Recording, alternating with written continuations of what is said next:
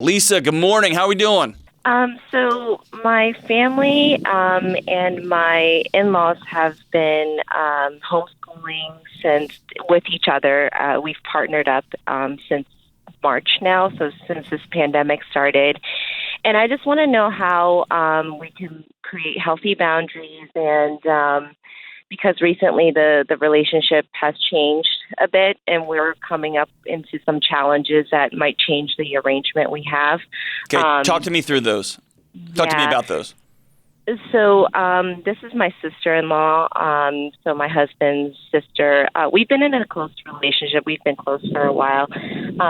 She's married, and recently they had one of their episodes, fights, that caused us to kind of lose that trust in sending our kids over there for school.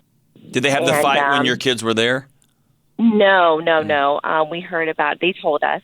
They told us what happened and the details and everything, and we're just not comfortable with everybody being at home, working from home and whatnot, to send our kids over there for her to teach them there. So what happened in that fight that made you lose trust in someone that you love and care for? They've had similar fights in the past, and this was kind of the last straw. There was, door slamming, glass breaking. I felt like it kind of got violent to the point where I've heard too many of those stories coming from them. Okay. Yeah. So now you feel like your kids aren't safe there? Correct. Okay. And so how can I help? What are you thinking about doing? Well, we recently, we changed up the arrangement to where, we expressed our concerns and said, let's just have school here 4 days a week now, rather than sending them over there 2 days out of the week. So you are now taking all the teaching on? No, my sister-in-law comes over to teach on the days that she was supposed to teach at her house.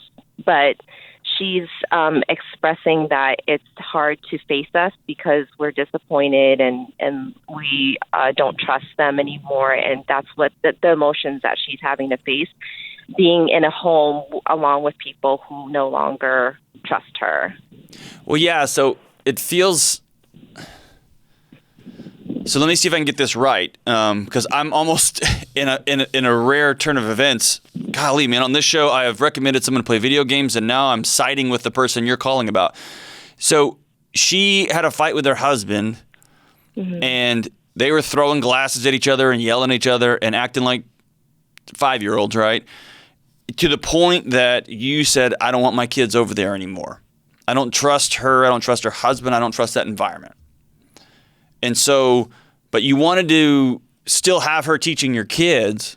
And so her quote unquote punishment was she's got to come teach your kids at your house now? Right. And we also recently hired someone to come teach on her days so that she doesn't have to teach at our house anymore. And she's not happy about that arrangement. Okay. Either. So she said, I don't like being, because the way you drew that up is very much like you're her mom. And now she's grounded to your line of sight, right? And she's an adult. She's allowed to yell and be an idiot with her husband all she wants. And you're an adult, and you're good for you said, I don't want my kids in that crap, right? I don't want my kids around that environment. So that's awesome. But then you punished her. Then she decided she didn't like the punishment, so she's back to being a grown-up. So she's off, and you hired a tutor, essentially, to teach your kids in your home. Is that right? Right. Okay. And so she doesn't like that? Does she want things to go back to the way they were? Yeah, she does. She wants us to send our kids over to at her house and, for consistency and normalcy again. And me and my husband are just not comfortable with that. Yeah, she didn't get a vote. I mean, if she set up an environment where you don't feel your kids are safe, then tough luck. You know what I mean? And I know that's hard, and I'm proud of you for drawing a boundary. Boundaries often come with, challenging derivatives, right? Your relationship's never going to be the same. But I think the fracture in the relationship started when she had yet another temper tantrum with her husband, right? Right. So when you tell her, hey, I hired a teacher, we don't need you anymore, you take care of your kids, I'll take care of mine, how'd that conversation go? Well, it's more so, we still want the kids to be together, but instead of her teaching, it's on those 2 days that she's responsible for, it's the tutor that teaches. We wanted her to kind of focus on herself, and maybe that's overstepping boundaries, but it's, she did express that, it's hard for her to come here having to deal with that, and it's overwhelming, and, we wanted to give her some space and some time to process all of it.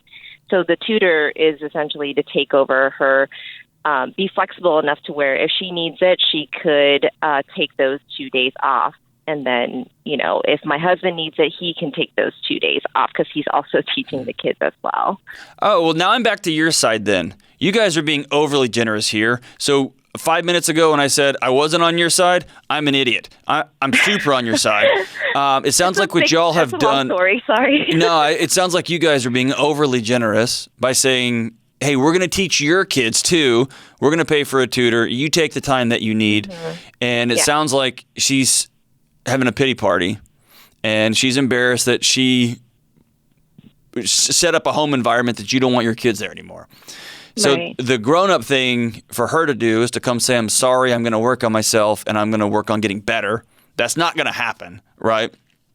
And the childish thing, if she continues the childish behavior, is she's going to make you feel uncomfortable for drawing boundaries in your own home. And I'm just going to, I want to empower you, don't. Right? If you've got the money and the ability to pay for a tutor, then that's going to be better for everybody. Her kids are welcome. That's super generous of you. And that even gives your husband a break when he needs it. Good for you guys. Yeah. Honestly, I wouldn't lose sleep over it. If she wants to come back and circle up and connect the friendship, great. And you don't have to rub her nose in. It doesn't sound like you are, right? If y'all still be friends when y'all can get together for dinner, so be it. But if she suddenly feels uncomfortable, I get her feeling uncomfortable, but it's her own choosing. If she doesn't I don't feel comfortable, I feel sad, well, that's her deal, right? And I think you're right. You can't make her go work on herself. I would even suggest offering, quote unquote, space for her to go work on herself is a little bit presumptuous, right? She's going to be who she's going to be. But I do think it's noble that you have set up a scenario where A, you drew boundaries, B, you're going to continue the agreement you guys had, and so you're helping educate her kids, and you're giving her some time off for herself. That's noble. Good for you. Hopefully, she will circle back. Hopefully, she will come and say, hey, I'm really sorry. I screwed up here, and me and my husband are going to work on this. I don't think that's going to happen, unfortunately, but it'd be cool if it did. And until then, just love her, just take the responsibilities and continue to draw your boundaries for you and your family. High five to you. That's awesome. And good for you guys for being in a financial position where you could even do that.